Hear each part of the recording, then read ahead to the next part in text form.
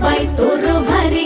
दिसते भारी गणपतीची स्वारी अन आला धादिस मामाच्या घरी मालवण चिपळूण सावंतवाडी माझ्या कोकण गावांचो दिमाग भारी